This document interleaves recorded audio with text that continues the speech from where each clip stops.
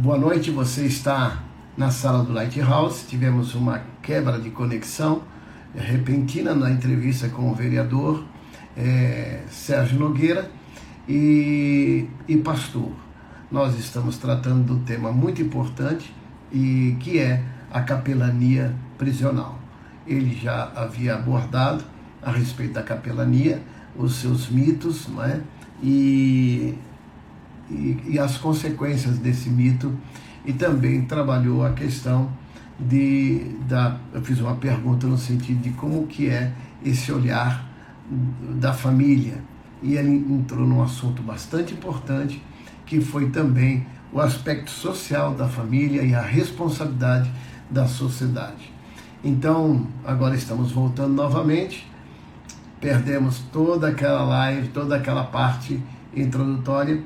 Vou pedir ao pastor Sérgio que faça um breve resumo ali e trazendo os pontos bastante relevantes, mas estamos aqui na sala do Lighthouse, na semana do Conselheiro Cristão, e louvamos a Deus porque avançamos e crescemos na formação de conselheiros cristãos. Pastor Sérgio Nogueira é professor também na área de capelania prisional. Vou chamá-lo para que possamos, então, continuar a nossa... Eu espero que não caia novamente. Quando eu estava com a Assis, caiu 2 vezes e a live ficou, então, para amanhã, porque realmente 2 vezes interrompe, coloca uma tarja vermelha, infelizmente, e será interrompida a sua live. Cai. É assim. Então, vamos lá de novo. Então, mas, pastor Sérgio Nogueira, seja bem-vindo mais uma vez. E a conexão.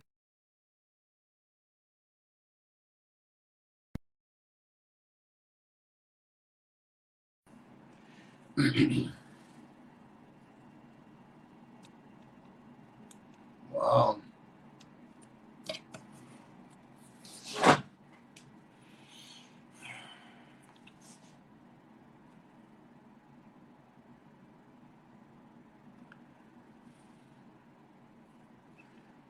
Vou chamar novamente.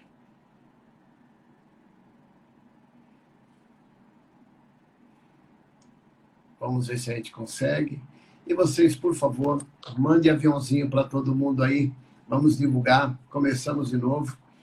Então, pastor Sérgio Nogueira, quero apresentar novamente. Pastor Sérgio Nogueira, vereador da cidade de Dourados, pastor, professor, mestre na área de teologia, ou doutor já? Você é mestre, né, ou doutor? Não, mestre. Tá bom. Eu fiz o mestrado em Ciências da Religião, lá na Universidade Metodista, em São Bernardo do Campo, né? Era um momento muito importante da história da faculdade na Wallerman, necessário, e foi muito cansativo, 2 anos, viagens, e eu não tive pique, não tive condições de ir para o doutorado, porque estava realmente muito desgastante. Bom, eu segui o seu caminho. Eu fiz meu mestrado em aconselhamento pastoral pela EST, Escola Superior de Teologia. Também era bem puxado e esgotante. E falei, não, acho que dá para ficar por aqui. Não vou ser professor de universidade, eu vou para aquilo que eu precisava, já foi. Então, mas, sem dúvida, a gente está devolvendo isso que ganhamos para a sociedade, não é verdade? Está devolvendo para as igrejas também. Vamos lá, pastor Sérgio, vamos continuar nosso assunto e vamos ter que retomar, tá bom? Como eu fiz aquela pergunta para o irmão a respeito desses mitos, né, ou dessas crenças a respeito da prisão. Então, geralmente, as pessoas se inibem até ir ou acompanhar mesmo um capelão para ir lá conhecer. Ou inibe ir por medo ou preconceito, ou medo de ficar exposto lá porque dizem que manda tirar a roupa. Eu não sei o quanto tem de folclore nisso. Fala um pouquinho disso para a gente, para desmistificar as pessoas. Então, As pessoas não, a mim mesmo. aham. Na verdade, o ambiente de um presídio, ele é um ambiente hostil, ele é um ambiente diferente do ambiente aberto que nós estamos acostumados aqui, com essa liberdade de andar nas ruas ou coisa desse tipo. Então, lá, o preso, ele tem os horários para acordar, o horário do café da manhã, ele tem o horário ali para ele seguir durante um período e a prática de esportes, o horário do sol, o que ele pode fazer durante aquele horário, jogar uma bola, um futebol de salão, ou até mesmo ler um livro, aí tem volta novamente, todo mundo é recolhido, tem o horário do almoço, eles têm que seguir aquele horário. Alguns estão em alas com 100 presos, 150 presos, outros estão em celas menores com 10, 12, 15, outros estão em celas onde os ambientes ali de uma outra ala são os de alta periculosidade, ficam só 3 em cada cela, e tem aqueles presos que ficam de forma isolada porque cometeram algum delito dentro do próprio presídio, e ali é uma maneira que eles têm de punir o preso e colocando ali numa cela isolada por um tempo, dependendo da gravidade. Então as pessoas não gostam de entrar nesse ambiente porque elas acreditam que lá a pessoa, dentro do presídio, poderá fazer algum mal para ela. Mas isso, como você perguntou, se é um mito, acaba sendo um mito, sim. Porque o preso, quando está lá naquele ambiente, ele quer receber pessoas, ele quer receber visitas do seu pai, da sua mãe, do seu irmão, do seu cunhado, de um colega de trabalho, e muitas vezes ele não vai receber nunca esse tipo de visita. Quando muito ele recebe a visita da mãe ou da esposa. Na grande maioria, ele fica ali recluso e pouquíssimas pessoas se importam com ele. Ou se importam aqui fora, mas não tem essa capacidade de ir lá e demonstrar essa preocupação, esse carinho e tudo mais. Outra questão também que a gente tem que entender é que se a pessoa que está presa é alguém que de alguma forma eu tive alguma convivência com ela aqui fora, ele não vai chegar lá e pelo fato de estar dentro do presídio, ele vai assumir outros comportamentos das outras pessoas que estão lá. Vamos pegar aqui o exemplo de alguém que foi preso porque trabalhava numa empresa, desviou dinheiro de uma empresa tal, e aí foi condenado por esse crime, desviou dinheiro de uma empresa. Tá. Se você entender que lá dentro ele é uma pessoa que aqui fora era seu amigo, que precisa de uma ajuda, você deixa de ir visitá-lo porque ele está junto com um estuprador e você tem medo de que isso venha trazer algum prejuízo para si próprio. Você deixa de visitar um amigo porque ele está preso junto com alguém que é assassino, que matou alguém. Você sabe que lá também tem assassino, então eu não vou lá porque eu não quero encontrar com o assassino. Então, de certa forma, essas questões, elas vêm tomando a mente das pessoas e afugentando ou inibindo ou dificultando para que nós possamos estar justamente cumprindo com uma orientação de Jesus, que é estarmos lá com o preso sim, que é visitarmos o preso sim, que é levarmos uma palavra de ânimo, de conforto, de amor, de esperança, de fortalecimento, porque é o que ele mais precisa. Então, eu acredito que esses mitos que você falou, eles acontecem aqui fora também. Estamos falando da família do preso. Numa rua onde uma pessoa é presa, aí os outros vizinhos vão dizer para os seus filhos, não vai lá não, porque o pai dele está preso, porque a mãe dele foi presa. Mas o que culpa tem uma criança? Ela vai perder as amizades dos coleguinhas, vai perder as amizades de dentro de uma escola, porque o seu pai, o genitor ou sua mãe está preso. Então, isso não muda o comportamento dos filhos, e nós temos que abraçá-los, cuidar deles, né? Que é uma atitude cristã, que é uma atitude correta, nós nos importarmos com quem está lá e com quem está aqui fora. Fantástico, é complexo o que você está colocando e muito complexo. Quando a gente vê do ponto de vista da teoria sistêmica, o quanto isso torna-se doentio no processo, no processo da diaconia, do aconselhamento. Porque o aconselhamento... Pode falar. Edivaldo, eu estou vendo aqui o Bruno César colocou ali, né? O Bruno César Duarte, né?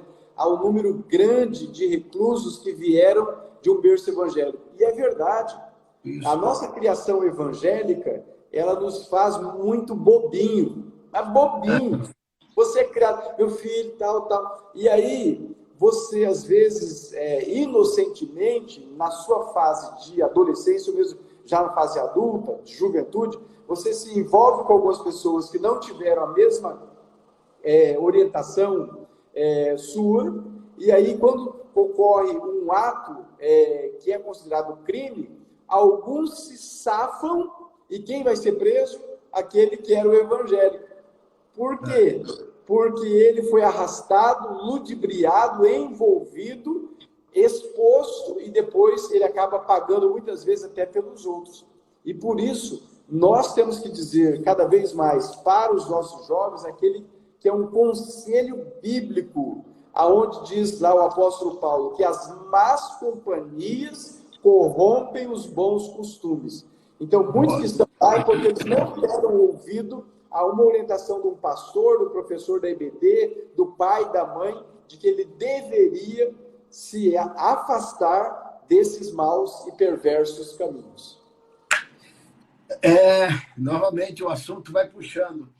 Quando a gente vê essa questão de filhos que acabam, filhos de famílias evangélicas que acabam indo para o mundo do crime, ou não chega nem ter um delito, eu vejo meu filho Beto Lima entrando aí dos Estados Unidos, que prazer. Seja bem-vindo, filhão.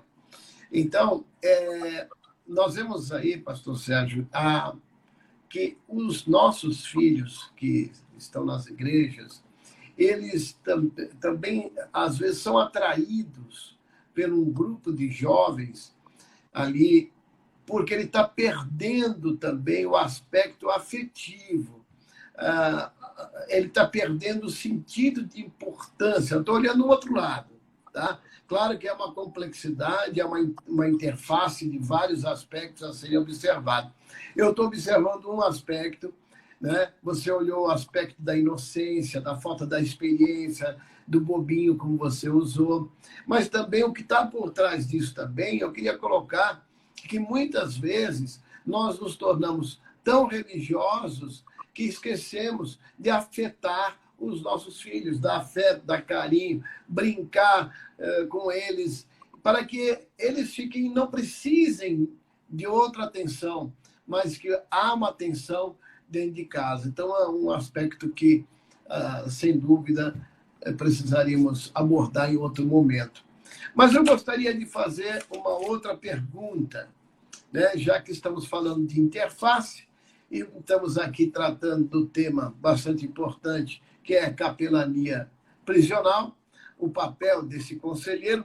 Nós vemos também uma outra função de aconselhamento, aliás, de influência, e que quando você estava falando na outra live que nós perdemos, é exatamente o aspecto da complexidade da família do preso. Tem o preso e aí tem a complexidade da família. Eu gostaria que você pudesse voltar a tratar desse assunto.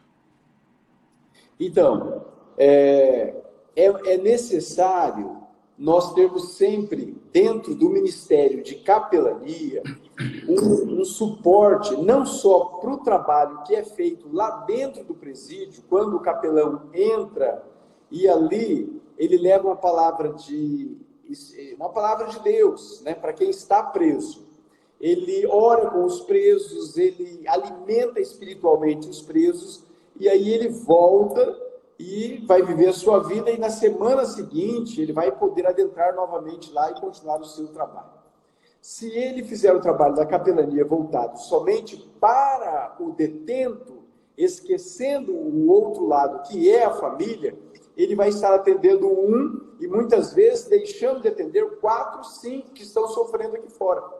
O trabalho da capelania, ele é completo à medida em que eu atendo ao detento, ao que está no presídio, e ao mesmo tempo também abraço a família dele aqui fora, dando condições para que essa família tenha uma estrutura emocional e espiritual para que, ao ter a oportunidade de ir nos dias de visita, ajudar no meu trabalho enquanto capelão.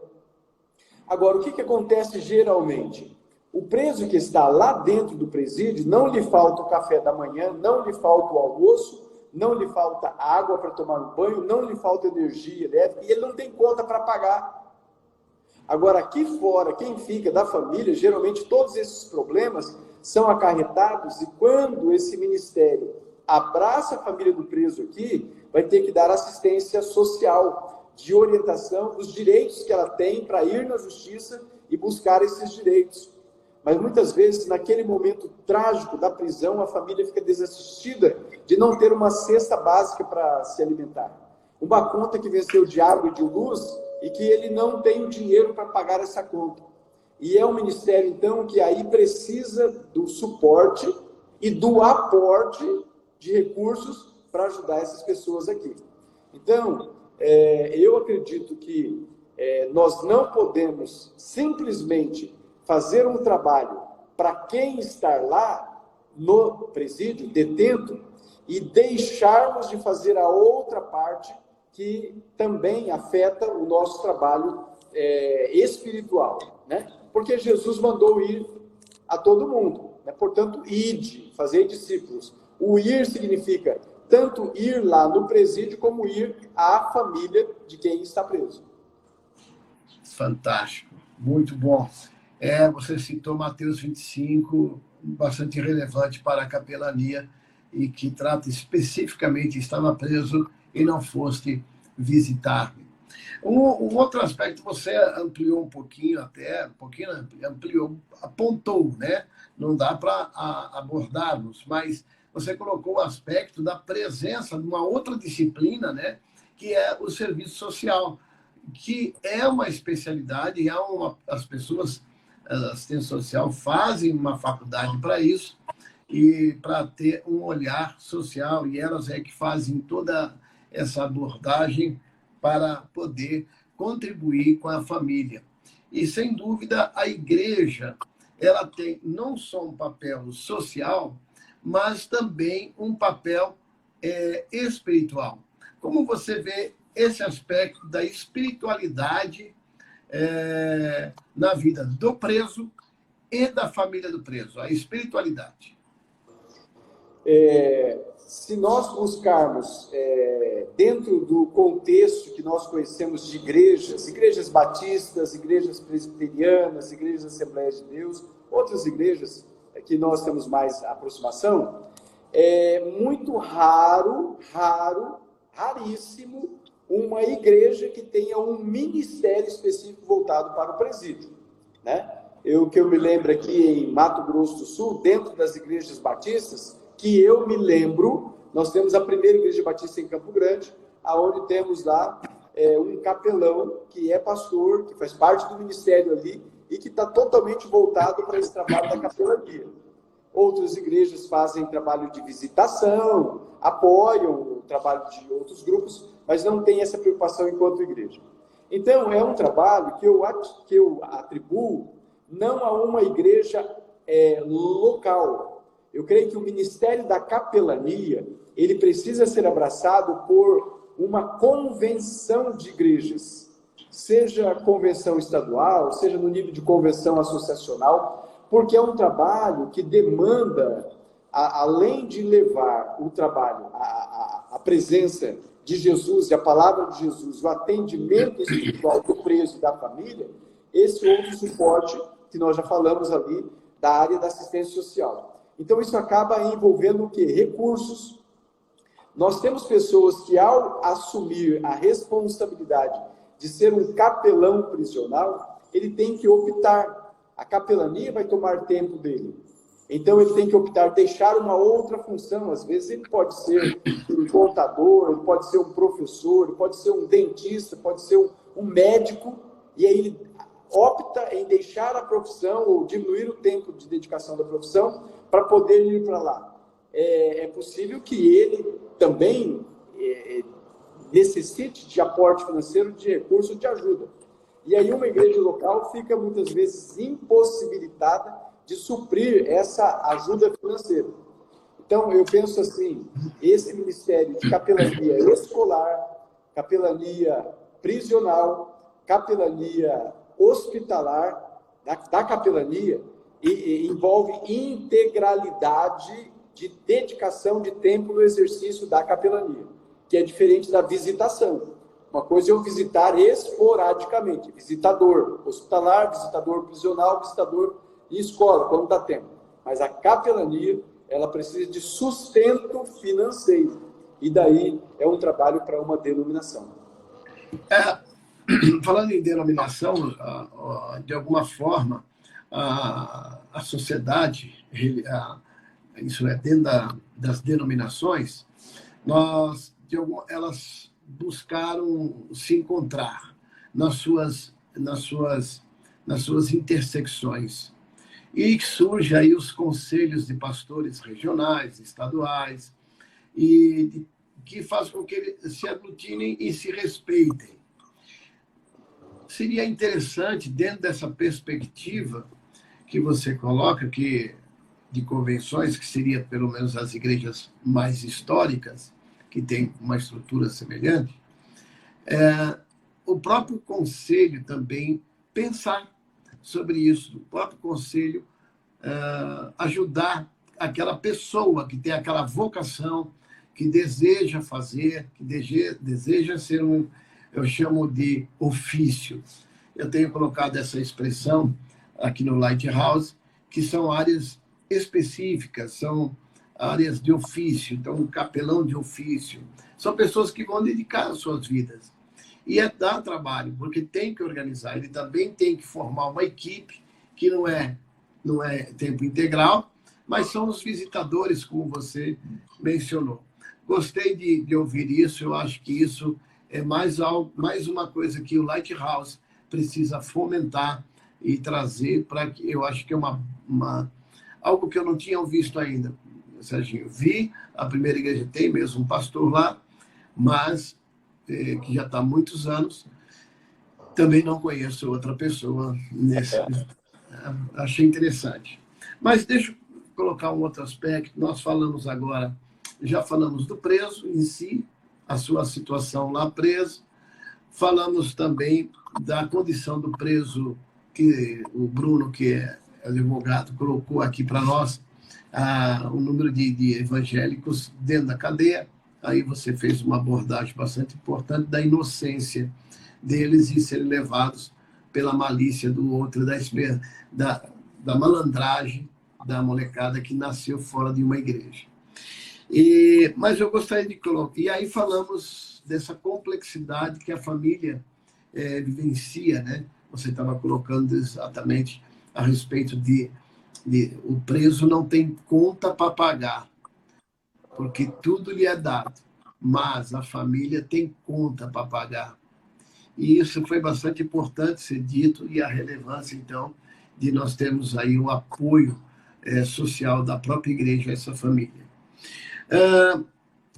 Agora eu gostaria de perguntar para você como que é essa relação do capelão, família e o advogado. Agora estou colocando o advogado. Né? Nós temos aqui vários casos, né, de pessoas que, ao serem assistidas lá dentro do presídio, elas, inclusive, já pedem apoio para o capelão para poder fazer a revisão da pena. Porque existem casos em presídios de pessoas que já cumpriram um período da pena que foi imposta e já teria, inclusive, a possibilidade de progredir de regime fechado para o semiaberto. Mas ele está lá e não tem um advogado que possa olhar a causa dele, para poder fazer a petição ao juiz, né, para que ele possa progredir de regime. Então, o capelão, via de regra, é alguém que está sempre precisando do apoio do advogado. Ô, doutor, o senhor pode analisar esse caso para mim? O nome dele é fulano de tal, ele foi preso em ano tal, pegou tantos tantos anos de cadeia, ele tem um bom comportamento, lá ele já trabalha na horta, tal, com algumas atividades laborais, e trabalha na cozinha, então com isso ele pode ter diminuído a pena, o senhor pode dar uma olhada. E vários casos nós conhecemos do apoio do advogado ao capelão para ajudar esse detento. Então, se nós entendermos como ministério, todos podem ajudar, todos podem ajudar. Não é só o capelão que entra e faz o trabalho, mas o assistente social pode ajudar, o advogado pode ajudar, né?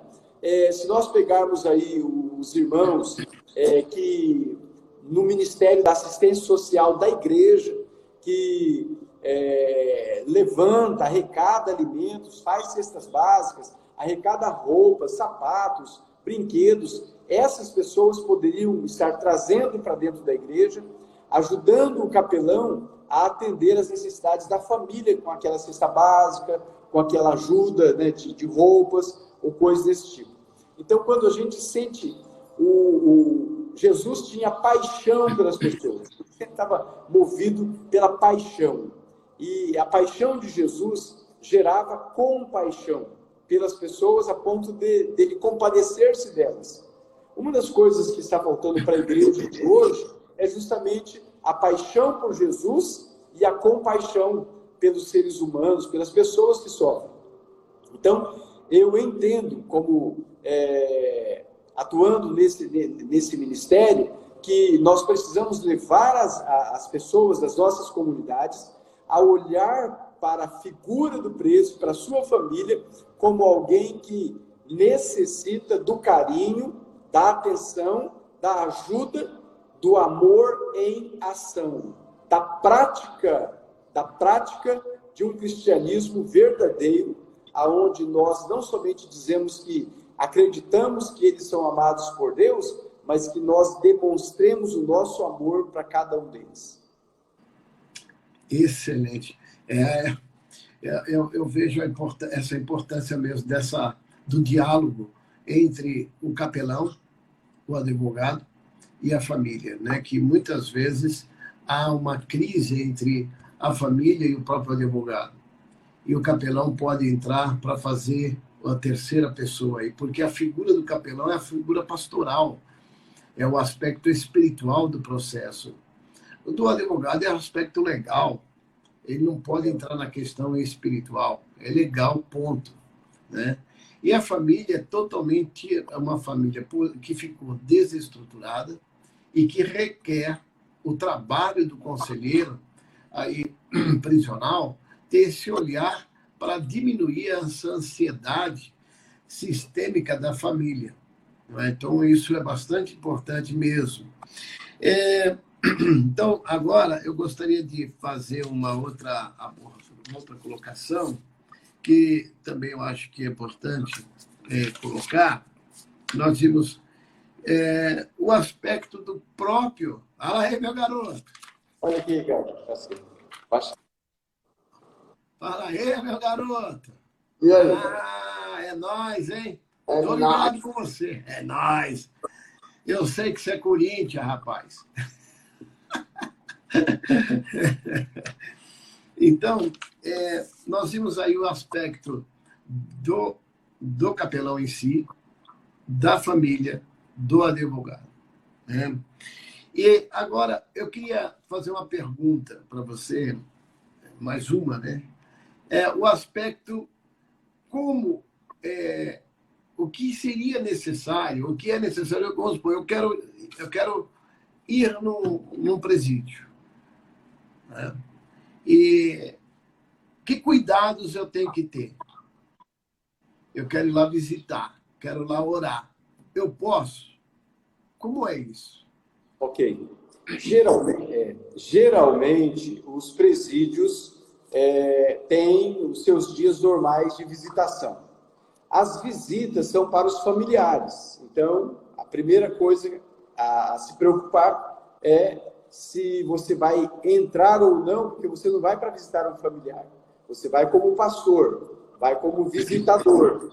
Não vai com a proposta de ser um capelão, porque dentro daquela unidade penitenciária já deve ter a figura do capelão. Se a visita é para alguém que você conhece, você vai levar o nome dessa pessoa, né? E num horário que não seja de visita familiar, a direção do presídio vai recebê-lo e você vai ser ali, naquele momento, receber algumas orientações. A priori, você já, ao chegar no presídio, você pode deixar tudo no carro, tudo. Você pode deixar sua carteira, seus anel, relógio, deixa tudo no carro. Só leva a sua identidade ou carteira de motorista, porque você vai precisar provar que é você mesmo, ao passar pela revista. Claro, pode levar um livro, pode levar a Bíblia, né? Mas você vai passar pela revista. A revista não deixa ninguém pelado, o capelão que for lá, pastor, ele vai passar pela revista detector de metais, e aí vão chamar aquele detento para um espaço, para um ambiente, você vai fazer a conversa com aquela pessoa, muitas das vezes em particular com aquela pessoa. Os presídios que não dispõem dessa ala ou dessa sala para a conversa particular, você vai adentrar e vai até onde ele está, provavelmente junto com outros detentos, como se fosse dentro do hospital, numa enfermaria, com mais outras pessoas. Você vai se dirigir a ele, mas automaticamente a sua palavra vai ser na coletividade, porque todos estarão ávidos para ouvir uma palavra de um pastor, de um conselheiro, né? Daí a necessidade que você deve ter de, na primeira, segunda, terceira visita, não ir sozinho, mas ir com alguém que já tem uma experiência no ministério, para aprender, né? Para passar ali aquele momento que às vezes alguém no gelo, na inexperiência, pode cometer alguns erros, como um olhar dentro do presídio que seja de medo, um olhar de susto, um olhar de julgamento, um olhar de canto de olho, e isso aí lá será notado a forma como você está se dirigindo a eles, de forma até discriminatória, podendo ser. Então, se você entra com alguém na primeira, segunda, terceira vez, e você, não, eu quero ir, não quero dar uma palavra, a pessoa vai te introduzir no ambiente, e com uma terceira visita você vai estar apto para entrar, sair, deixar o seu nome, e a própria direção do presídio, os oficiais que cuidam ali de dentro do presídio, eles poderão dizer, olha, o senhor pode voltar a hora que o senhor quiser, porque o senhor é uma pessoa benquista, porque o senhor está nos ajudando no nosso trabalho. Geralmente eles olham para nós como ajudadores, como conselheiros espirituais, para ajudar no trabalho deles. Bah, eu acho que você arrebentou um bocado de coisa aí, viu? Havia muita coisa, muita fantasia em cima disso, né? Porque sempre é passado uma coisa como muito difícil.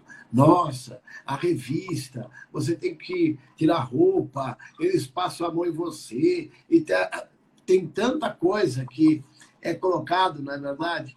E essa sua palavra foi muito importante. Eu creio que eu vou ter mais lives com você para abordar isso, porque para que nós possamos ser motivadores de capelães prisionais, porque realmente precisam, e como você disse, há poucos que fazem isso. E eu creio que tem a ver com esse preconceito, esse conceito antecipado que determina o comportamento da pessoa.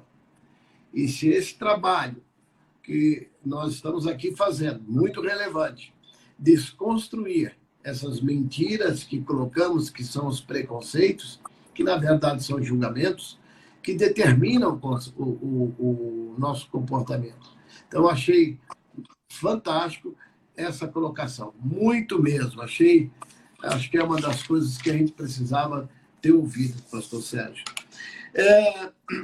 Deixa eu colocar um outro aspecto aqui. O nosso tempo vai passando, mas eu gostaria de colocar o aspecto do papel do capelão no preparo da saída do preso. É fundamental nós pensarmos que aquele detento, ele vai progredir, ele vai ter a remissão a partir do momento em que ele lá dentro se interessa pela sua recomposição espiritual. Dentro do presídio, ele pode ter uma experiência de conhecer a Cristo. Dentro do presídio, ele pode tomar uma decisão de ser batizado. E aí os batismos acontecem dentro do presídio, na cela, num dia especial, um domingo de manhã. Um grupo de pessoas da igreja podem ir lá com a piscina, fazer o batismo, né? E é interessante que dentro do presídio, uma das coisas que os chefões que estão lá dentro do presídio, eles não aceitam, é que um preso que disse que aceitou Jesus, um preso que disse que quer ser batizado e foi batizado, ele continue dentro do presídio com atitudes que não condiz com a do cristão. Então, eles querem que aquele que está lá dentro, que disse que se converteu e foi batizado, que ele leia a Bíblia, que ele pare de fumar, que ele pare de ofender os outros, ou comportamentos que não são julgados como comportamentos tidos de um crente, e eles acabam em alguns lugares, alguns presídios, indo para uma ala chamada a ala dos evangélicos. E ali, por conta da própria situação, ele acaba, de certa forma, tendo o seu momento de ler mais a Bíblia, de mudar a sua mente, né, renovar a sua mente pelo estudo da palavra de Deus. Ali o que não falta dentro de presídio é Bíblia. É Bíblia, Novo Testamento dos Gideões. E eles têm um respeito muito grande quando um pastor entra e começa a falar a palavra de Deus. Principalmente nos grandes presídios, como em Dourados aqui, tem a ala do PCC. Tem um chefão, e lá eles não aceitam que alguém que seja, eles até aceitam que alguém desse partido, do comando capital, né, ou de outra facção, se ele quiser se converter e deixar o crime, ele tem que deixar o crime. Ele não pode permanecer na facção e ainda se passando de crente, se passando de um seguidor de Jesus. Porque se você aceitou Jesus, foi batizado, você vai para outra ala e lá você tem que mudar de vida. Senão a gente te arrebenta aqui dentro. Legal. Pastor Sérgio, eu não sei quando é que nós começamos essa live, uma vez que paramos 2 vezes, né? E eu não sei quanto tempo ainda nos resta. E eu fico preocupado em perder. Se alguém puder informar, mas eu quero oportunizar os nossos internautas a fazer alguma pergunta. E está aí, pastor Sérgio Nogueira, capelão, professor de capelania, mestre na ciência de religião, foi diretor por muitos anos do seminário Ana Oliman em Dourados, vereador da cidade de Dourados, isso é um pastor da cidade, na cidade, que pensa na cidade nos pressupostos espirituais. Então, isso é muito importante para a cidade, a espiritualidade dos seus líderes. Então, se você quiser fazer uma pergunta, você, por favor, manda aí no chat, que para nós será muito joia poder abordar, tá bom? Então, manda brasa aí, gente, que será para nós uma alegria você fazer uma pergunta. Pastor, enquanto alguém talvez esteja digitando aí, nós começamos 7h30, né, que estava programado, tivemos aquela paralisação, já são 8h40, eu estou aqui no gabinete do pastor da Igreja Presbiteriana do Brasil, porque hoje o doutor Luiz Ovando veio para um evento aqui na Igreja Presbiteriana do Brasil, em Dourados. Legal. E o ministro de música, o André, que era aí da Belo Horizonte, depois foi da Terceira Igreja, ele está com uma apresentação aqui sobre a programação da reforma, das 5 solas, né? Que legal! E aí, por conta de eu desejar participar do começo do culto lá e vir para a live, eu peguei o gabinete dele aqui e já está terminando o culto. Está terminando. Daqui a pouco ele... Ô, Sérgio, termina aí que eu preciso ir embora para casa. Eu não estou na minha igreja. Mas eu me coloco à disposição para te fazer mais... uma conversa mais delongada. Eu queria falar mais sobre a questão do aconselhamento, né? Aconselhamento do preso, né? Quais são as etapas que nós vamos ter que desenvolver com ele dentro de um trabalho de aconselhamento, não só levá-lo ao batismo lá dentro, mas se ele já era batizado, como que nós podemos trabalhar, com que material, para levá-lo a uma maturidade cristã, né? E eu fico muito legal, muito feliz, porque nós tivemos aqui sempre durante a nossa live 12, 13 pessoas, alguns tiveram que sair, outros entraram novamente, alguns comentaram ali, e eu fico muito feliz porque esse é um trabalho que precisa quebrar esse paradigma, quebrar os preconceitos, quebrar os estigmas e nós nos envolvermos. E se eu não tiver um chamado específico para ir no presídio, mas eu posso ficar dando suporte, orando, contribuindo, ajudando e colocando à disposição e sendo uma bênção nesse ministério dentro da comunidade que eu congrego. Pastor Sérgio, querido, realmente eu estou com medo de cair e você está precisando sair, os dois estão com pressas. Eu com medo de perder isso, toda essa conversa maravilhosa, esses ensinos que nós tivemos. Quero também fazer um agradecimento aqui. Agora o vereador Sérgio Nogueira levou o projeto para a Câmara dos Vereadores para se estabelecer o Dia do Conselheiro. Então, nós louvamos a Deus, porque agora temos o Dia do Conselheiro. E o grande sonho, agora, a partir disso, nós temos um núcleo Lighthouse aí na cidade, buscando atender as 15 áreas de aconselhamento existentes. Então, eu quero agradecer mais uma vez o pastor Sérgio Nogueira. Muito obrigado a todos que estão conosco, participando conosco, e que Deus abençoe cada um. Pastor Sérgio, faça as suas últimas considerações.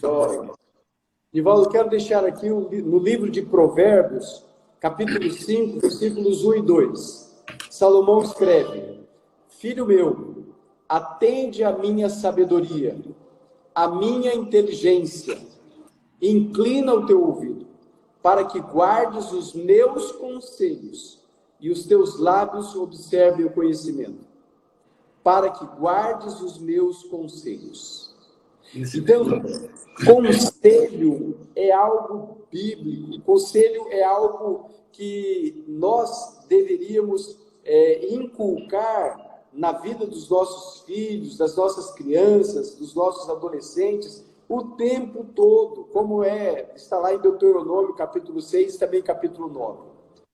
Há um ditado popular, que a gente não deve nem valorizar, que alguém diz: se conselho fosse bom, não se dava, se vendia. Mas é uma expressão totalmente fora do seu contexto, porque a Bíblia é rica, é repleta de bons conselhos.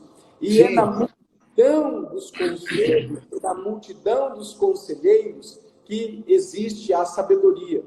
Então, se nós lermos o livro de Provérbios, encontraremos aqui os mais lindos conselhos para todas as áreas. Para uma criança, para um adolescente, para um empresário, para um pastor, para uma mulher, para um jovem, para um rico, para um pobre, para o trabalhador, para o que não é trabalhador, para o preguiçoso. Tem conselhos aqui. E nós devemos buscar cada vez mais nos enriquecermos dos conselhos da palavra de Deus. Fica aqui a minha saudação final em Provérbios, capítulo 5, versículos 1 e 2. Destacando, para que guardes os meus conselhos. Vamos cada vez mais e sermos influenciados pelo Lighthouse. Muito mais a cada dia, entrando para todas as áreas que ele oferece o trabalho do aconselhamento. E nós, pais, tios, avós, cada oportunidade que nós tivermos, pastores, vamos investir em deixar sempre um conselho de sabedoria, um conselho inteligente para as pessoas com quem nós conversarmos. Que Deus nos abençoe. Bem, querido, obrigado por essas últimas palavras maravilhosas. Um bom descanso a todos. Muito obrigado, pastor Sérgio. Voltaremos a conversar numa outra oportunidade. Um abraço a todos. Deus abençoe.